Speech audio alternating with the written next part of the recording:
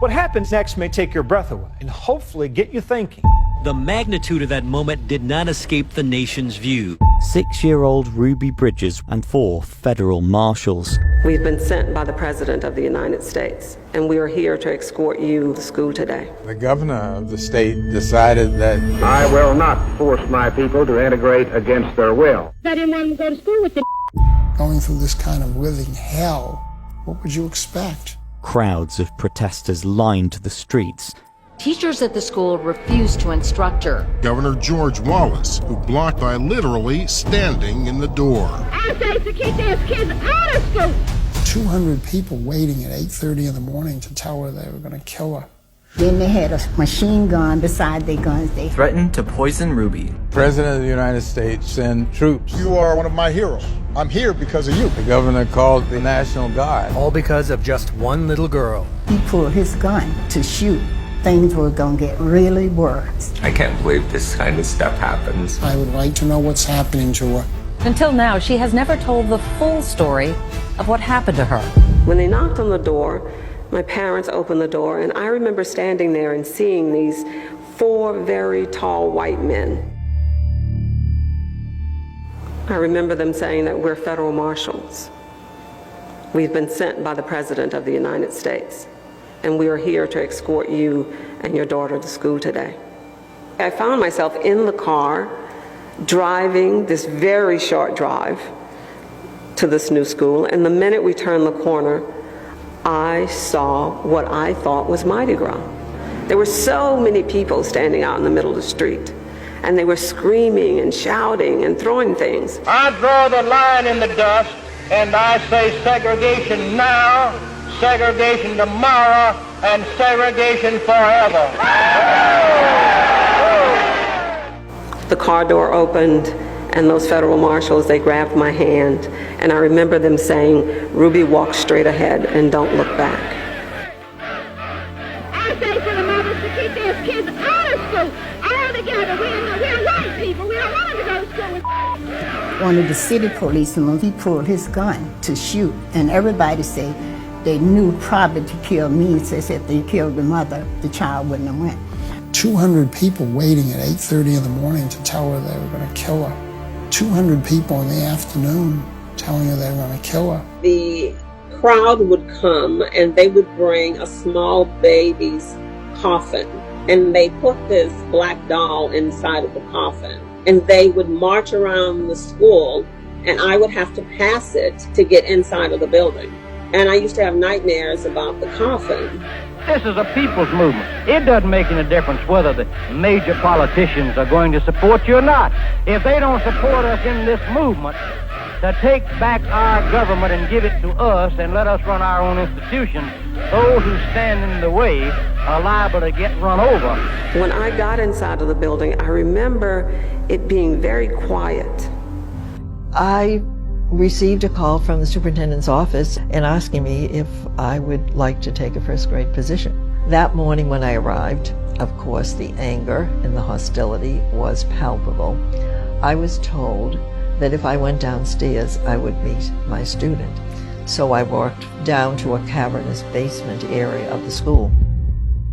Those doors instantly opened, and amidst this towering presence of federal marshals stood the most beautiful little girl one could ever dream of seeing, looking so delicate, so unaware of the mantle for change she wore that day.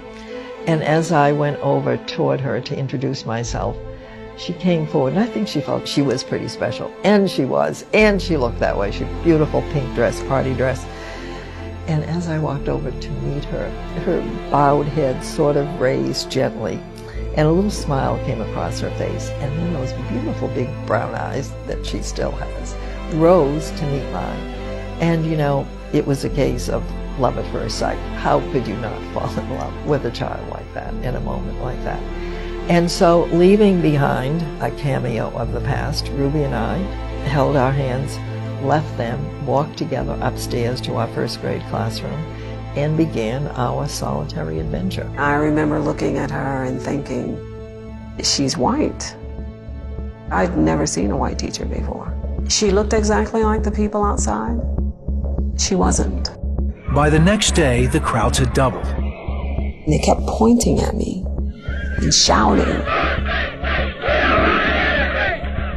They kept saying, we're going to poison her. We're going to hang her. I remember hearing my mom said that she would send me to school and that every day she would sit and pray all day to 3 o'clock until I walked back through the door.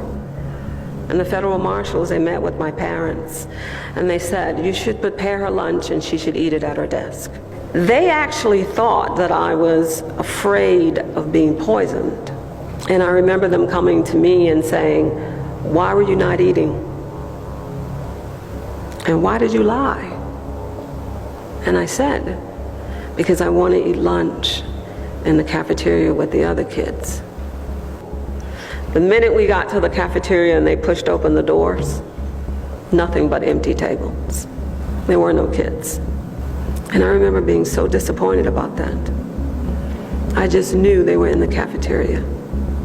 I would go into this coat closet to hang up my coat, and every time I went into the closet, I would hear kids' voices. And I would mention it to my teacher, and she wouldn't say anything. And there were days when I would go back into the closet and I would just stand there just to see if I really heard them. And I did. You see, there were white parents who tried to send their kids to school with me. Those white parents had to cross the same picket line that I did, and they were never protected by federal marshals. As they crossed the picket line, the principal would take the kids and she would hide them so they would never see me, and I would never see them. I went up to the principal and I said, why are they not with Ruby? And she said, well, that teacher won't teach her. And I said, well, I will teach them. And so shortly thereafter, they would come and join us for the afternoon. And I do remember that beginning, where those 3 or 4 little kids just gingerly walked into that room, because that was the first time they had ever been in a classroom with a black child. I went in to sit down to play with them. But that is the day. Because a little boy looked at me and he said, I can't play with you. My mom said not to play with you because you're a And the minute he said that, I remember to this very day, it felt as if this weight lifted off my shoulders. All of a sudden, by him saying that, I knew why there were no kids there. And the truth is, even though he hurt my feelings, I was never angry with him. Because in my mind, I thought he was explaining to me why he couldn't play with me. He said, my mom said not to play with you. And I thought to myself, if my mom had said, Ruby, don't play with him. He's Asian. Don't play with him. He's Indian, he's Hispanic, he's white. If my mom had said not to play with him, I would not have played with him. So I wasn't angry with him. I understood. One cannot underestimate the courage of Ruby and the power a child has. I believed it was in the best interest of white and black to be in a segregated school system. But I was wrong. Our children need to know that white folks and black folks, they stood together. Thank God for the teacher that was there. She was my best friend, and she taught me the lesson that Dr. King tried to teach each and every one of us. And that is, we should never judge a person by the color of their skin. I always say that she showed me her heart. We had a grand time together, I think, side by side, just the two of us. I believe that if we are going to get past our racial differences, it's going to come from our kids. But we as adults have to allow them opportunities to come together. I think it's important for kids to dream and be able to believe that they can follow those dreams. I don't think I would be here today if I wasn't dreaming.